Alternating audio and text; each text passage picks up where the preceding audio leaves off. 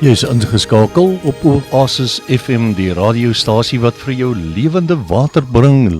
Water wat verkook en vernuwe en krag gee. Ek is Gabriel van Eden, jou gasheer, en jy's ingeskakel by die program Eer aan God. Nou hier in Februarie, die maand van liefde, gaan ons vandag gesels oor liefde.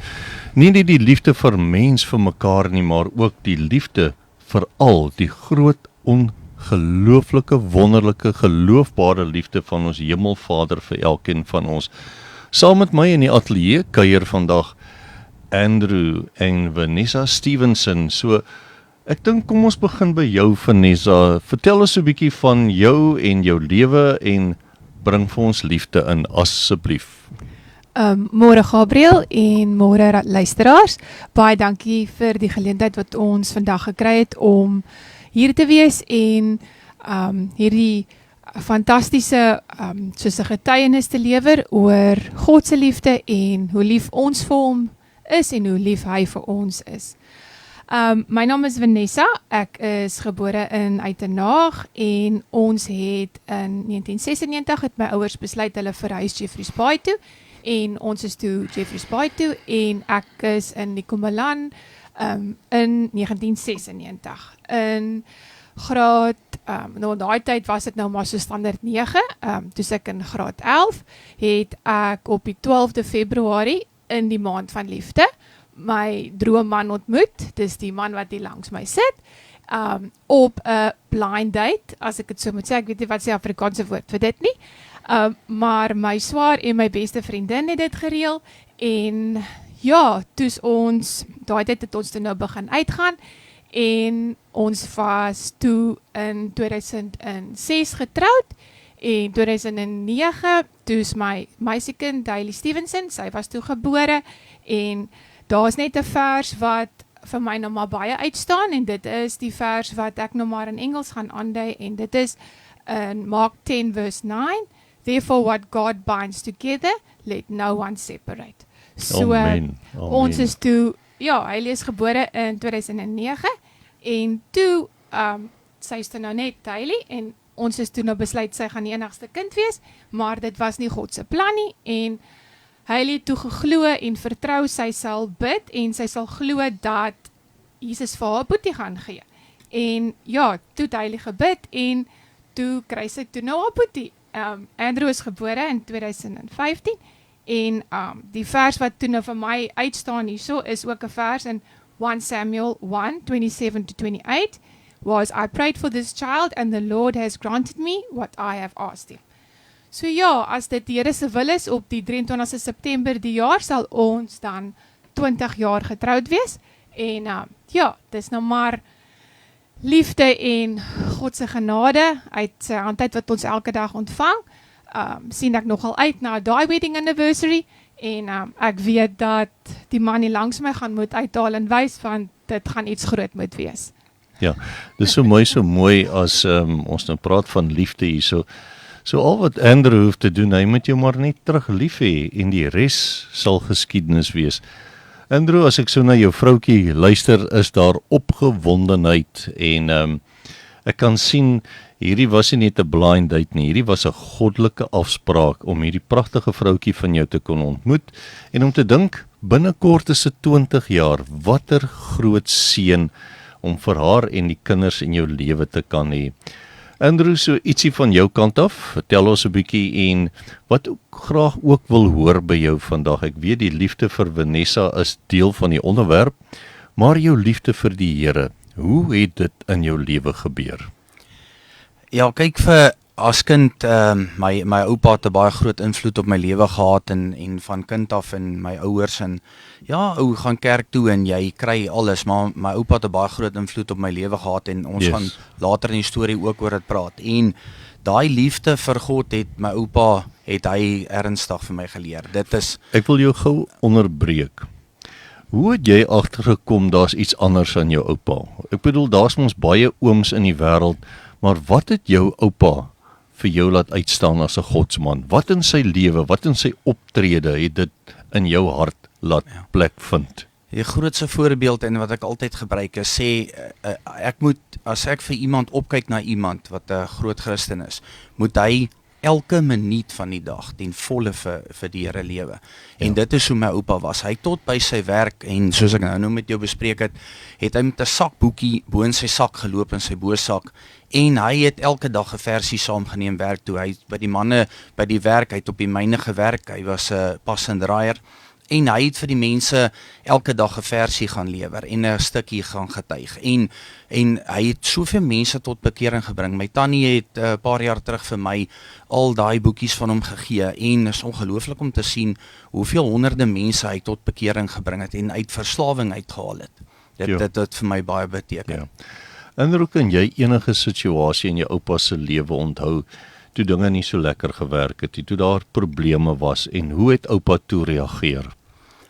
Ja, as ek vat my neefie, ons was 11 jaar oud, ek en my neefie het 15 dae verskil en hy was 15 dae ouer as ek en ons was in laerskool en start 4 eerste span gespeel vir die eerste rugby span en hy het deur 'n skram gedryf, sy kop gestamp teen 'n skramskakel se knie en sy skedel het op 3 plekke gebreek, maar die dokter sê dit nie agtergekom, die dokter eers nie. Na die aand toe my oom van die werk af kom, het hy in 'n koma gegaan by die huis en hy het vir my oom se laaste woorde is dat hy koud kry kan my oom vir hom nog 'n kombersie bring. En hy het in 'n koma gegaan, hulle het met hom Bloemfontein toe gejaag van Welkom af en hy is toe daar op die masjiene geplaas wat hy breinrood verklaar is en 2 dae later moes my oom die masjien gaan afsit teen die muur. En my oupa dit was die moeilikste tyd in sy hele lewe. Hy moes die hele familie bymekaar hou. En weens hy so sterk Christen man was, het hy ons almal bymekaar gehou. Dit was vir ons 'n massiewe terugslag vir ons familie en hy het ons almal bymekaar gehou. En ek moet sê as dit nie vir hom was wat daai groot Christen man was nie, sou die familie uitmekaar uitgeval het. Ja. Dis so mooi om te besef dat die kinders van die Here en soos wat jy van die oupa praat is 'n ware godsman. Sy klere kom eintlik uit, sy ware klere kom uit wanneer die situasie so raak dat 'n kind in die familie sterf, sy kleinkind. En soos jy nou tereg gesê het, daar hou oupa se optrede die hele familie bymekaar. En dit is iets, hoe oud was jy toe, Andrew? 11 jaar oud. Ja, so 'n 11-jarige seun wat dit duidelik kan onthou soos gister. En dit is vir jou 'n inspirasie en 'n motivering. Nou kom ons gaan 'n bietjie verder, Andrew, vertel nog so ietsie meer met jou en dan kom ons 'n bietjie later tot onlangs hier rondom die COVID tyd. Ja, ek is Andrew Stevenson en soos almal my ken, Andrew Verf, ek is die mede-eienaar van Ultimate Paints op Jeffreys Bay saam met my pa. Ons het die winkel so 10 jaar gelede begin. Ek kom van ek het in 1979 is gebore in Welkom in die Vrystaat en in 1998, einde 98 het ons hiernatoe verhuis, waar ek toe begin werk het by Tile and All en toe later in 1999 by EP Paint and Hardware waar ek toe nou begin verf leer ken het. En toe vir Deurline Paints gewerk vir 10 jaar lank en toe in 2015 toe het ons toe Ultimate Paints begin. Ja, en so het ek al die jare wat ek met die Kougasse mense aankom, baie lief vir Kougasse mense en baie lief vir Jeffreys Bay in ons area en ja, ek sal tot op my laaste sal ek graag hier wil bly. Ja. Nou goed, Andrew, kom ons gaan 'n bietjie terug want julle is vandag hier om te kom praat oor die groot liefde van die Here, maar ook hoe die liefde vir julle as 'n gesin deur 'n geweldige groot krisis gedra het. So ek dink wat ons doen, kom ons gee vir jou 'n kans om vir ons 'n bietjie agtergrond te gee rondom die hele COVID tydperk en dan Vanessa, jy ook asseblief om van tyd tot tyd net in te vul en ook te kan sê, hoe het jy hierdie familiekrisis beleef? Ja, ek het in 2021, 29 Julie 21, ek het skielik een aand gesit en verskriklike pyn in my buik gekry en ons jaag toe, dokter toe volgende oggend, hulle sê toe neem 'n blinde darm is besig om te bars. Vanessa moes my toe deurjaag St. George's Hospitaal toe en hier is ons middel COVID, hier's tente voor St. George's, dit lyk soos oorlog.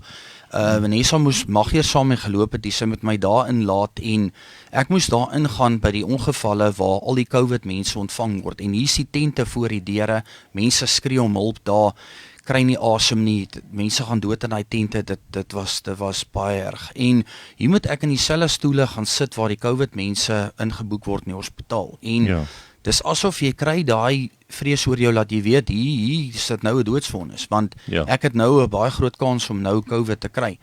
Ja, ek het hulle toe my blinde darm verwyder, ek is toe huis toe, maar 18 dae later toe tel ons hele gesin COVID op. Ons weet nie waar presies vandaan het gekom het, die kan wees van die hospitaal af. Selfs daar was ook 'n kind siek in my seentjie se klas ook met COVID, wat die ouers ook COVID gehad het. En daar die pad begin. Vereers het ek gedink, ag man, party mense raak nie so siek nie. Dis party kry hom soos 'n erge griep, en dit gaan net gou wees in 10 dae, dan is ons weer terug by die werk. Ek sê toe vir my man, right, sien julle oor 10 dae en ek moet nou by die huis gaan bly. En hulle het toe, hulle sulke eysterhande en help so vir my mooi en het die winkel vir ons aan die gang gehou. En ek is toe huis toe en ek dacht, ag, dit gaan gou wees. En toe slaan daar geweldige koors my 40 grade. Ek het som op die eerste aand. Ek het vir 5 dae in 'n ry 40 grade koors gehad. Laat jy naderhand voel jou brein smelt by jou ore uit. Vanessa was net so siek. Die kinders was vreed siek. Naderhand het sy die kinders behandel. Ek weet nie hoe sy het gedoen nie. Tot vandag toe nie. Het kan net God se krag wees wat haar daai krag gegee het om ons te behandel en na ons om te sien. Sy het die kinders beter gekry in 2 of 3 dae se tyd. Gelukkig het die Here gegee dat op sy op die 5de dag gedraai het en begin gesond raak het. Op die 5de dag toe gaan ek verskriklik sleg agteruit.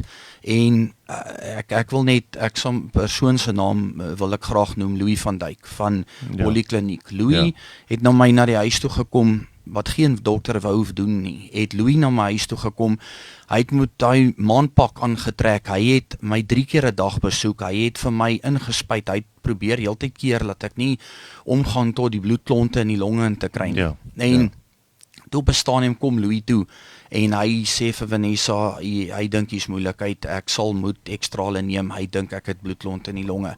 Hy bring toe 'n portable masjien, suurstofmasjien, wat ek toe nou mol toe gaan, en by die radioloog toe hulle nou ekstrale vir my longe neem, en hulle sien toe daar is dit nou, bloedklont is daar. Louis probeer toe in 'n paniek, orals al die hospitale, hulle het sê net, ekskuus, daar's nêrens plek nie. Ons dokter het probeer, ons huisdokter, oral probeer, nêrens plek nie, tot in Pret, tot in George, orals, nêrens, hulle sê net daar's nêrens plek nie. En so sê Louis vir Vanessa, hierdie gaan 'n moeilike pad raak, hy gaan dadelik vir my 'n suurstofmasjien gaan haal by die werk.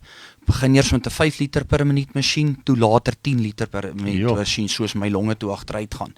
En hy het my 3 keer dag besoek, hy het alles probeer in sy beste vermoë, maar ek het net aanhou agteruit gaan.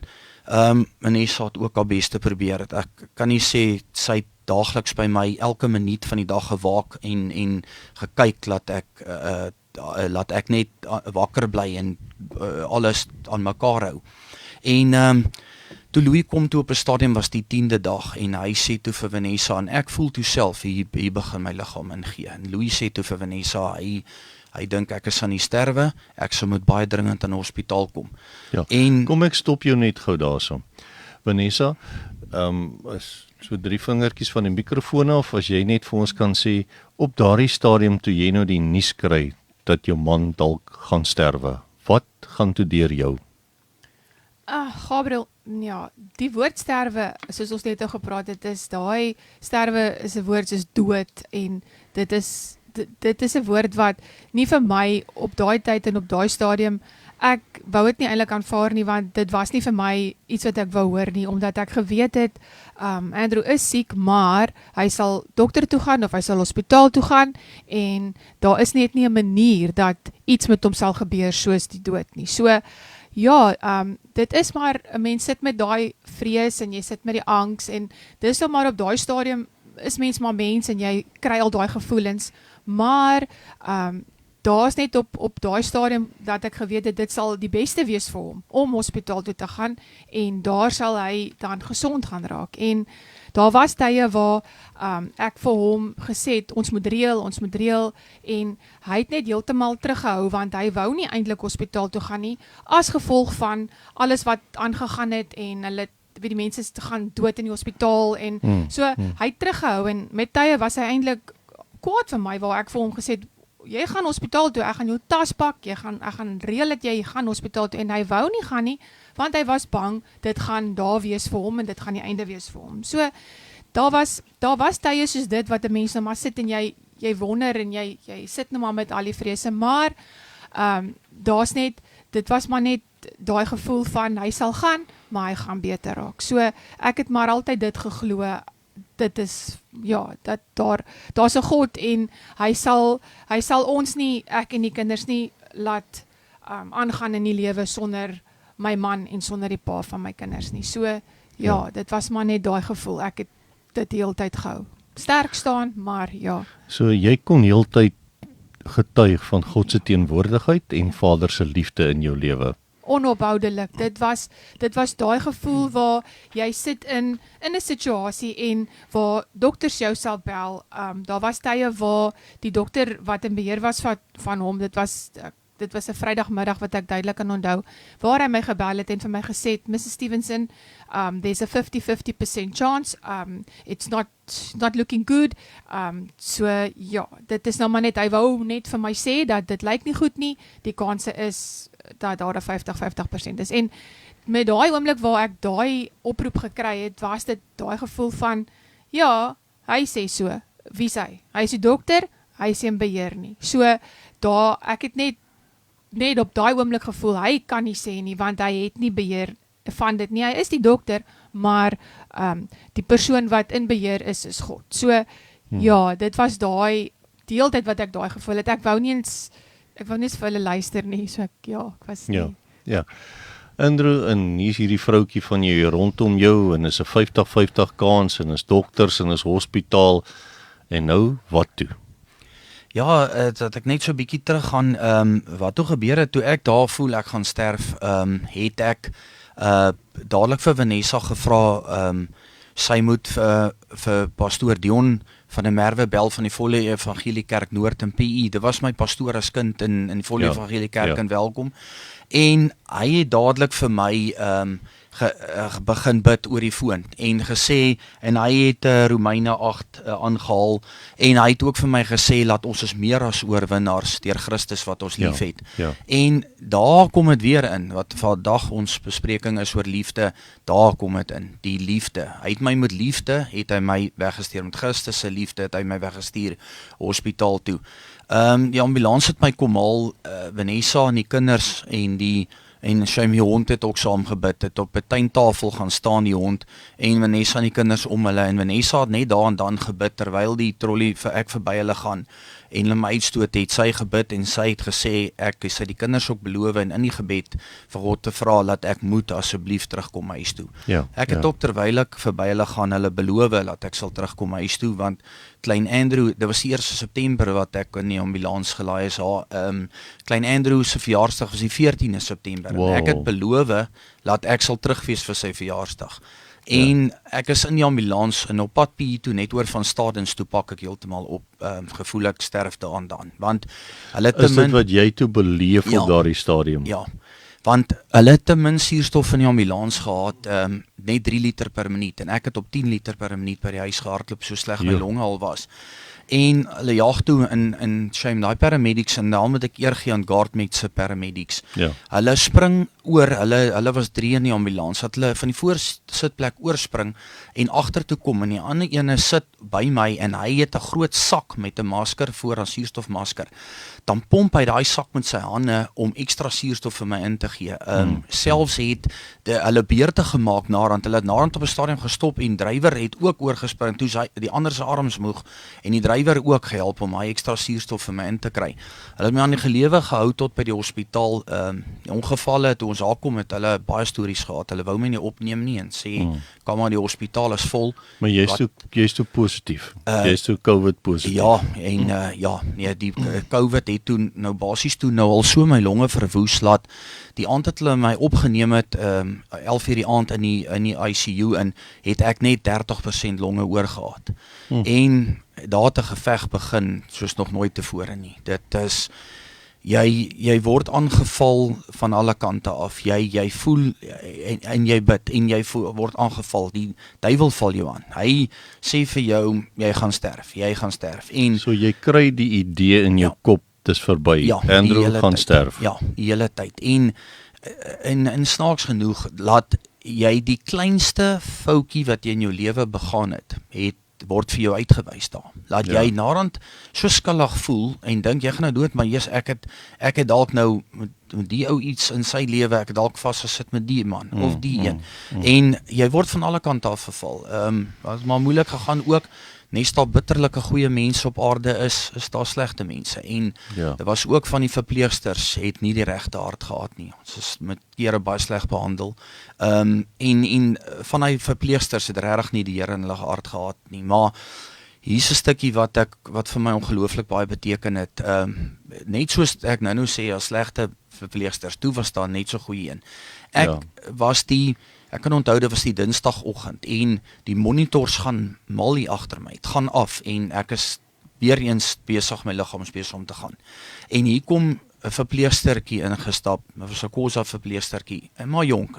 Ek wonder of sy 25 was. Kom in en sy loop om die bed en sy sien dis verby. En sy vat aan my linkerarm en sy hou hom vas en sy sê vir my, "Sir, can I please pray for you?" En sy trek daar weg en dit is een van die sterkste gebede wat ek in my lewe gehoor het. Sy het vir 20 minute lank vir my gebid. Laat die krag so deur my liggaam gegaan het, die Heilige Gees my so teenwoordig gewees het, laat ek regop gaan sit in hy bed, na sy vir my gebid het. Laat die monitors bedaar en stil raak en al my vitals weer terugkom. Laat ek in een dag se tyd so verbeter het, laat die volgende oggend toe die dokter inkom, toe sê hy vir my, "Sjoe, hy weet nie wat hier gebeur het nie, maar ek lyk soos 'n man wat amper kan huis toe gaan." En laat hy my toe uitstuur daai selfde dag toe terug saal toe. Dit was die 6de dag wat ek toe in die ICU was. En ek is toe uit saal toe, dinge gaan toe beter, ek verbeter toe. Naderhand laat ek myself forceer, laat ek uit die bed uit klim en ek staan die hele tyd die suurstofmasker opgehad, 15 liter per minuut, heeltyd op my, so sleg die longe was, maar ek het my forceer uit die bed uit geklim, daai kostrollie, dan gly die wielietjies onder hom uit, dan hou ek hom vas, dan probeer ek myself balanseer en ek wou net loop tot by die venster om net die son te sien, skyn. En so het dit verbeter, ek was 2 dae daar in die saal en net die een middag, 1 uur die middag, kom die manlike verpleegster in, hy sê hy moet nog 'n sak drip aan my kom sit. Ek sê maar, joh, jy het nou al 12 sakke drip deur my gejaag daar in die ICU, nou weer, dis nou antibodies.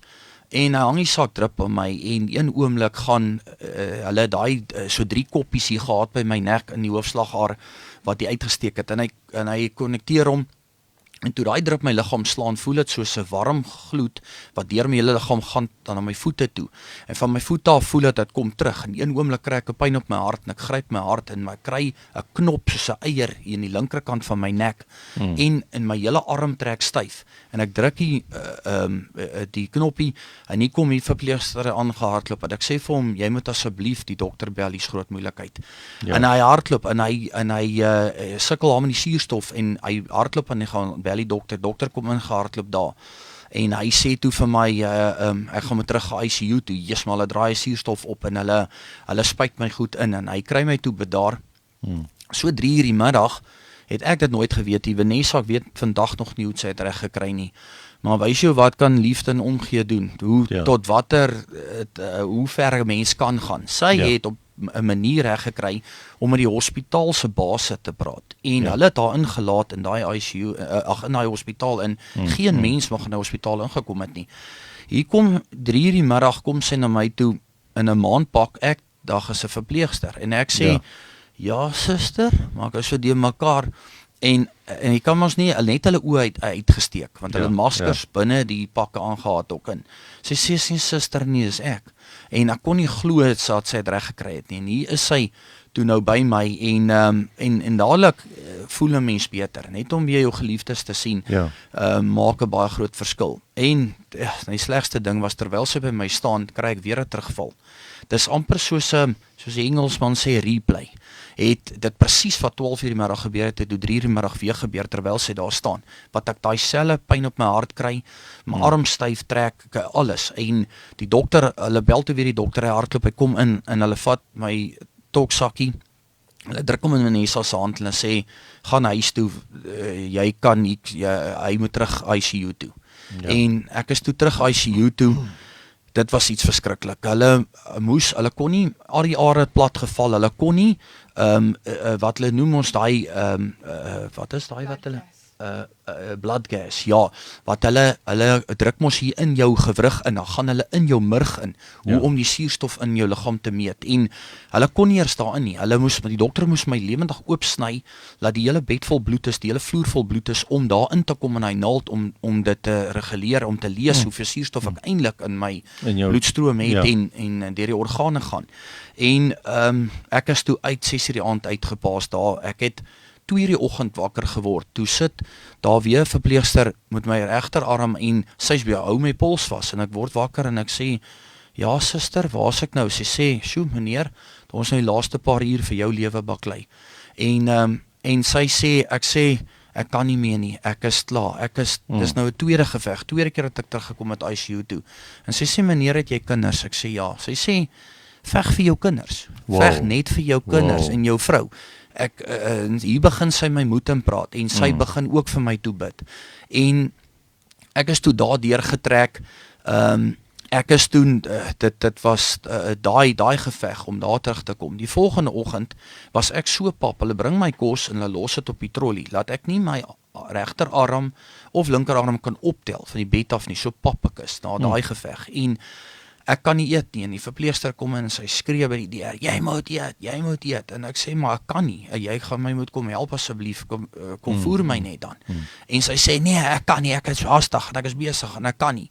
En hier kom 'n skoonmaker in, en die vroutjie vee al om die bed, en ek vra vir haar, kan jy nie asseblief vir my net voer nie? En sy sê, yes sir, no problem. En sy kom sit daar, en sy voer my.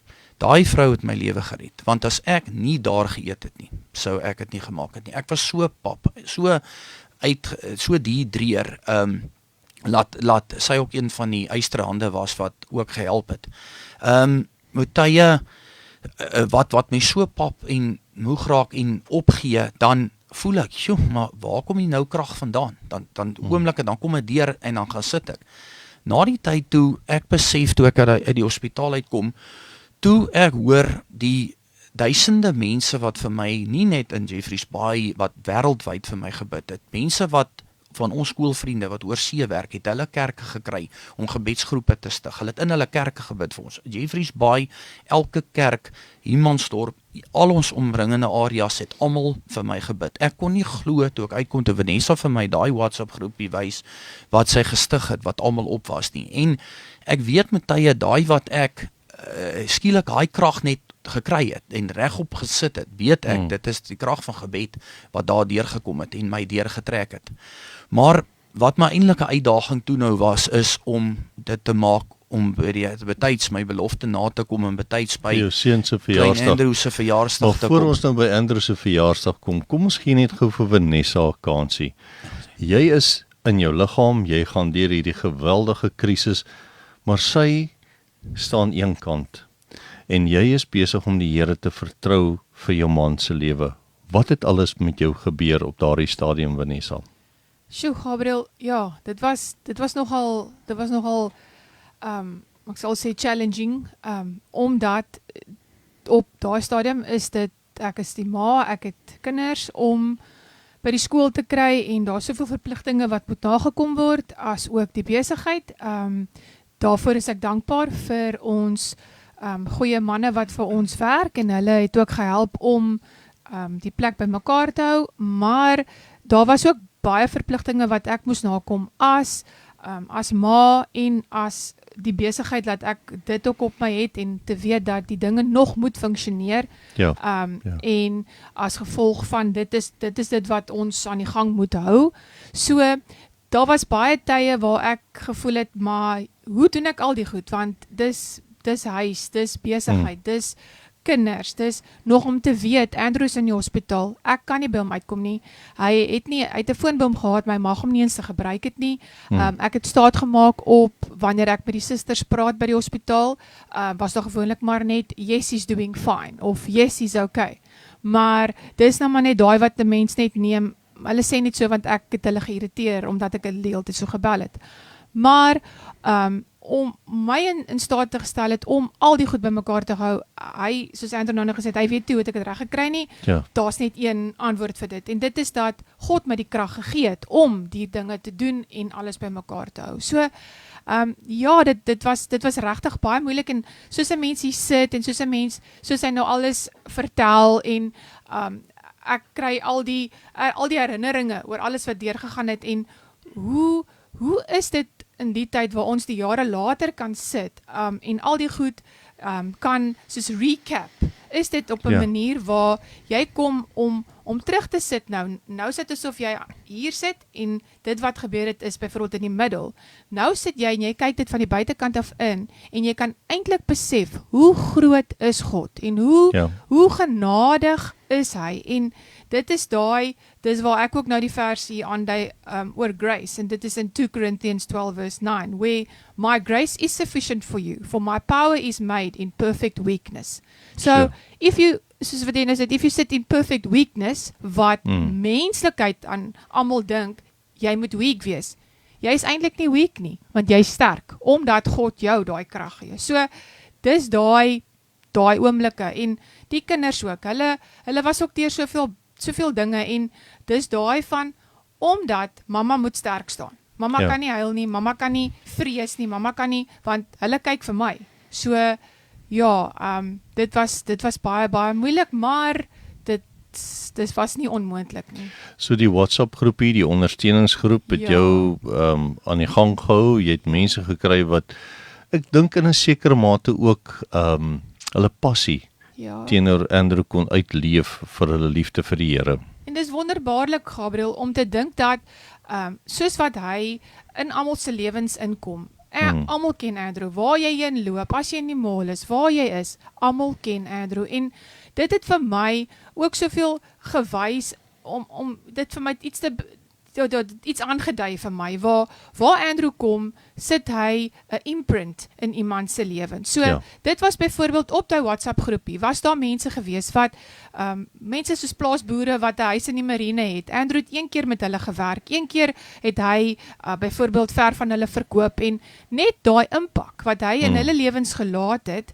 vir hulle so gevoel, hulle is familie van ons, en daar's tannies wat my gebel het, en kliënte, en mense wat, Andrew was hier by my huis, en nou hoor ek hy siek, hy is in die hospitaal, wat gaan aan? En so het ek al hierdie mense op die groepie gesit, en daar was soveel ondersteuning, en soveel liefde wat uit mense uitgestraal het, nie net omdat hulle net dit doen nie, maar is omdat hulle eintlik omgee, en dit is wat vir my beteken, dit is dat die man van my, hy is nie net 'n man nie, hy is nie net iemand in Jeffreys Bay wat 'n besigheid het nie, hy is iemand wat soveel is wat ek hom lief het, en soveel is wat die kinders hom lief het, so het die mense met wie hy almal werk, los hy daai plekkie, so dit is wat vir my ook laat besef, maar hy is myne, en ek het hom soveel lief, so, en ons kan nie net mekaar lief hê nie, dit is die liefde wat God vir ons gee, so, ons is in staat om die liefde vir mekaar te gee, as God die liefde vir ons gee.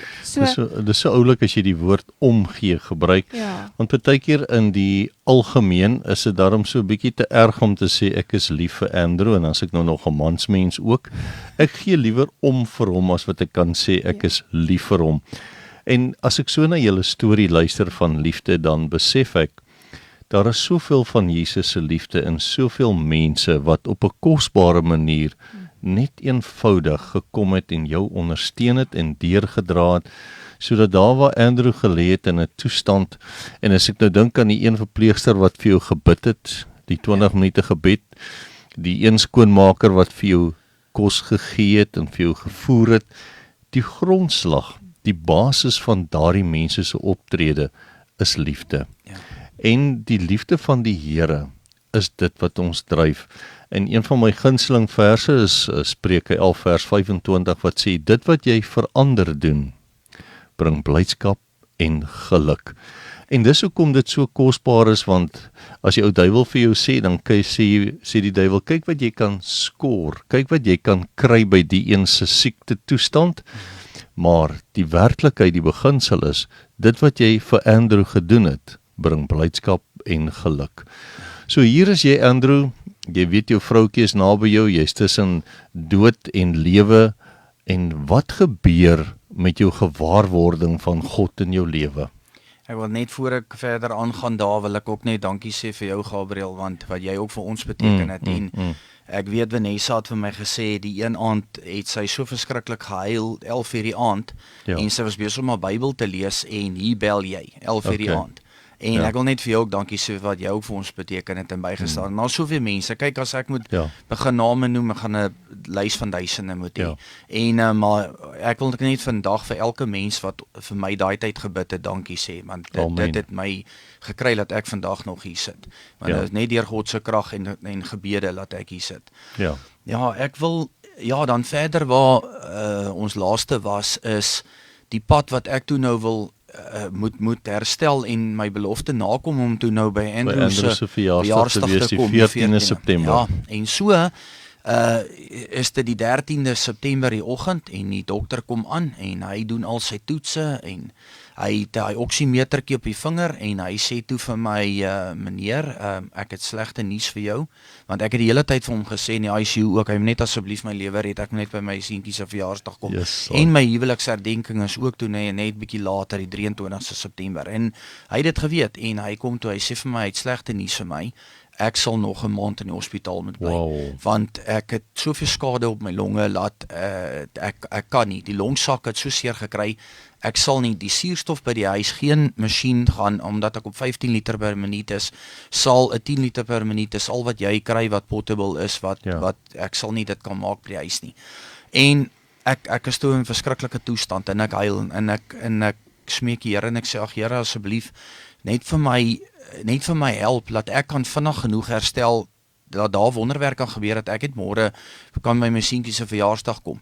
En so is ek toe nou, sê hy toe nou vir my, nee, daar's nie 'n manier die dokter nie, maar later die dag kon ek nie meer 'n bedpan gebruik nie. Hulle het 'n tuinstoel vir jou gebring, hierdie plastiek tuinstoele, en ek kon nie meer nie, en ek was so swak, ek kon nie my arms opdruk op die handreëlings van die plastiese stoel nie. En ek smeek hy verpleegsters, en ek vra vir hulle, kan julle twee nie asseblief vir my net dra tot by die toilet nie. En hulle albei vat my onder my arms, en hulle, basies het ek my voete gesleep. Hulle het die stankie saamgevat op die wiele waarin die suurstofbottel gestaan het, net om vir my hulle wil toe nie eers nie. Hulle sê ek kan nie, want dis baie minder suurstof in daai tankie as wat hulle vir my gee agter die bed. En hulle sleep, my voete het gesleep, ek kon nie loop nie, daar was geen krag nie. En so hulle sleep my en hulle vat my tot by die toilet, sit my neer en sê ek moet net skree as ek klaar is, want dan sal hulle my weer van die toilet af moet kom optel. En ek gaan sit op daai toilet en ek huil maar hysteries. Laat daar dam water voor my lê tussen op die grond voor my bene. En soos ek huil en smeek vir die Here en vra asseblief, is daar nie 'n manier wat die Here vir my kan hierdie wonderwerk laat plaasvind, dat ek net kan gesond raak om net by my seentjie se verjaarsdag te kan kom nie. En op daai oomblik kom daar 'n bulderende stem. Dit is iets so hard dat jy kan dit nie, jy kan nie vir mense dit verklaar nie. Die hardste klanktoerusting sal nie so hard kan wees nie. En die Here praat met my en hy sê vir my dadelik, en dit het so weer galm in daai klein stort in daai badkamer in, laat my linkeroor na die tyd nog 'n piep geluid binne in gemaak het. En die Here sê vir my, jy Daniel, staan op en ek sal jou krag gee. Ek is die leeu van Juda, ek sal jou krag gee. En ek skrik toe so groot en ek vat my regterhand en ek druk op die wasbak se kant en ek druk en ek staan op en hier staan ek en hier voel ek, jong, maar ek is reg, ek kan loop. Ja. En ek loop na die toiletdeur toe en ek maak hom oop en toe net in die kamer begin inloop, hardloop hy 2 verpleegsters en hulle is in paniek en hulle gryp aan my en sê, no sir, you can't walk. En ek sê, maar ek kan loop. En hier loop ek met die standjie, met die suurstof, terug bed toe. En toe ek klim in die bed, hier kom die dokter aan. En ek raak sommer toe negatief, hier skrik ek, hier kom die dokter aan. En ek sê vir my, ek sê dokter, help jy toets nou my suurstofvlakke nie, en met die oksimeter nie. Ek sê, en help nie, jy kyk nou na my nie, want toes ek so wreedaardig uit asem uit, oor die min suurstof wat in die masker, of in die tankie was, en omdat ek nou geloop het, dat ek so wreed uit asem uit, ek sê dokter, het help nie. Hy sê, nee, dis juist wat hy nou wil kyk, onder stres wat my longe doen. En hier sit hy die oksimeter aan en hy skrik en hy tree 2 tree agteruit en hy sê vir my, maar hy verstaan nie. My longe is dan nou skielik reg soos 'n normale mens. Ek dink, wat is die telling? 95, dink ek op die... Ek dink in die 90 wat jou oksimeter mos moet wees. En hy sê maar, hy verstaan nou glad nie, teen waar ek gister was, teenoor waar ek vandag is. En hier sê die dokter vir my, hy kom die middag weer terug, hy gaan verdere toetse kom doen.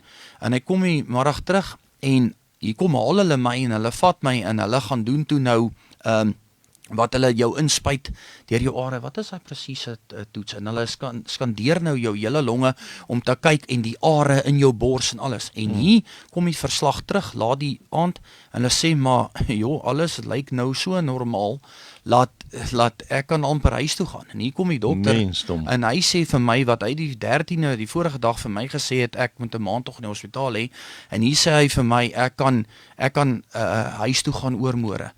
Ek het klein Andrew se verjaarsdag toe gemis met 'n dag, die 14e, maar wat lekker was van tegnologie, Vanessa het my ge-WhatsApp call, en ek was deel van alles, omdat 'n video call, ek kon alles sien, die koek eet, die blaas van die kersies, en die liefde en omgee van hulle, het ek daar, kon ek dit nou beleef, en my tannie het kom kuier, en my maale, almal was in die sitkamer, nou het gevoel ek is aan die sitkamer, maar toe die 15de September het Vanessa en my ma my toe kom haal daar, ek is in 'n rolstoel daar uit, ek is in die kar en ons is huis toe, ek is toe met 'n suurstoftank huis toe, ek was nog so 'n maand na die tyd op suurstof gewees by die huis, maar lig, soos 5 liter per minuut, en wat die wonderwerke die Here daar vir my verrig het my in 'n dag 'n hele ommekeer laat gebeur, en dit is, weer eens kom ons terug na al die liefde toe, wat die mense vir my gehad het, my vrou, my maale, al my familie, elke mens wat my ken, elke kliënt, almal, en daai gebede het dit laat ook waar word. Ja, dis mooi so wonderlik soos wat julle nou albei getuig het, dat as 'n mens deel is van 'n gemeenskap van gelowiges, as 'n ou se wiele bietjie afkom en jou lewe knak en jy eindig in die intensiewe sorgeenheid in die hospitaal, dan weet jy, daar is mense in hierdie geloofsgemeenskap wat jou deurdra, wat dag en nag vir jou bid.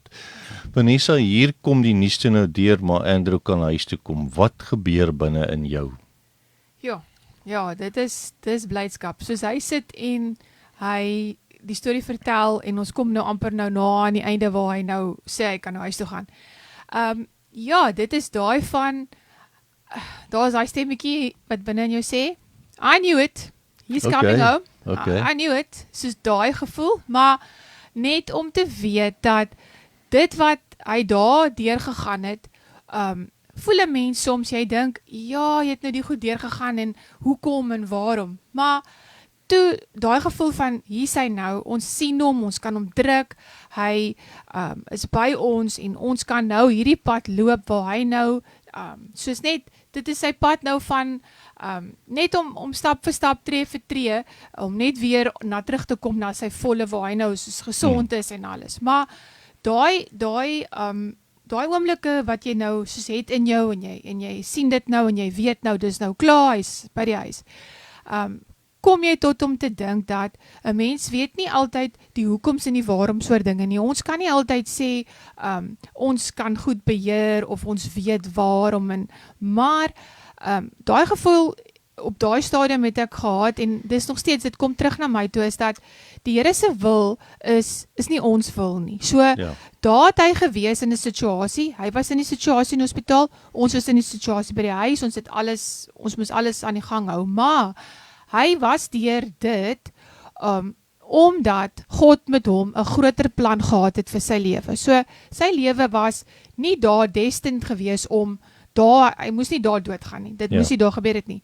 So, sy planne is groter vir Andrew se lewe, en dit het ou tot beseffing gekom, soos die tyd nou verbygaan en die jare verbygaan, en hier waar ons nou vandag kan sit, en ek sit met soveel blydskap in my hart, dat ons hier is waar ons is, en ek het al 'n paar keer, dan sit ek by hom, en sê ek vir hom, kom ons getuig, kom ons doen dit, en so rukkie terug by die kerk was daar ook 'n man en 'n vrou wat ook 'n getuienis gelewer het oor hoe God in hulle lewens ook goed gedoen het om hulle lewens net heeltemal te verander, en toe sit ek en hy, toe sê ek vir hom, wanneer gaan jy 'n beurt hê? Kom ons gaan.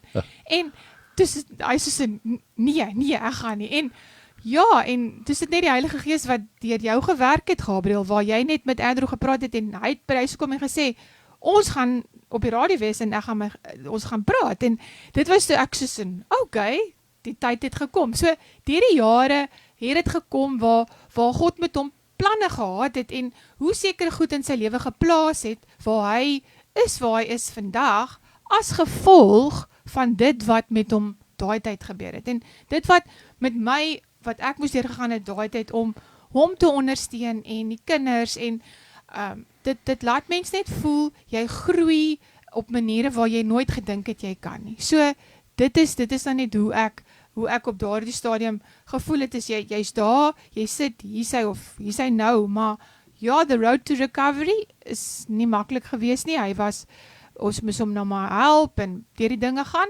maar ja, hy is nou hier vandag by ons, en ja, wat Vanessa moes deurgaan om my, ek was soos 'n babietjie, want my liggaam het so seer gekry het, ek moes gebad geword het elke dag, sy moes alles vir my gedoen het, en haar liefde, en haar omgee, en die deursettingsvermoë, om na my om te sien, en om 2 maande te versorg het, wat ek eers toe kon terug gaan werk toe, ja, dit was ongelooflik, en ek was ook dankbaar vir haar vir dit.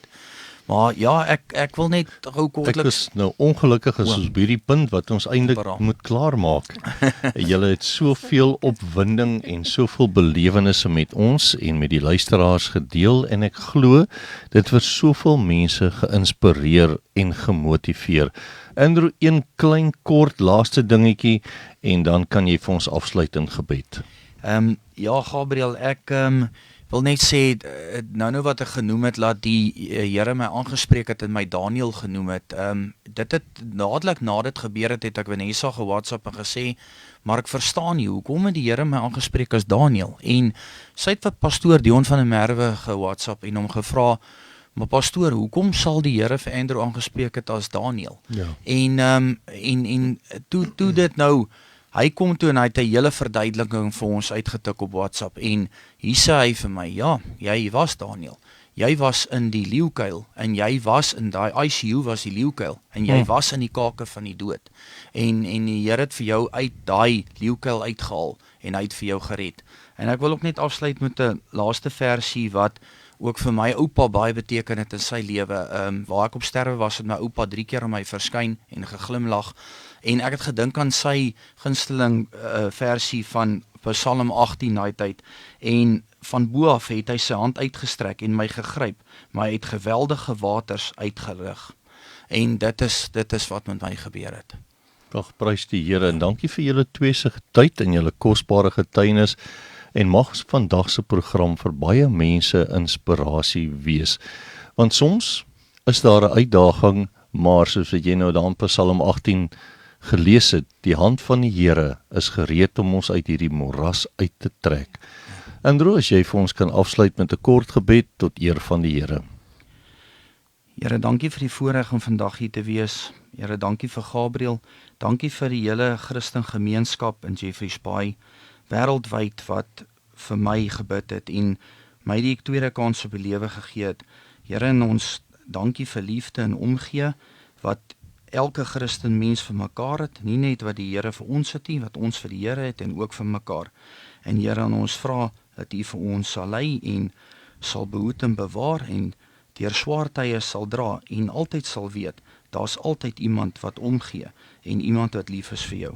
En ons dankie vir al die voorregte, Vader, en ons dankie vir die wonderlike reëns wat hier nou buite val, en ons weet ons is in 'n droogte tydperk, en ons weet U gaan vir ons groot vloeiende en wonderlike water stuur.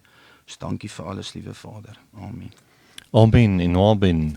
Lekker dag vir julle verder, ouens.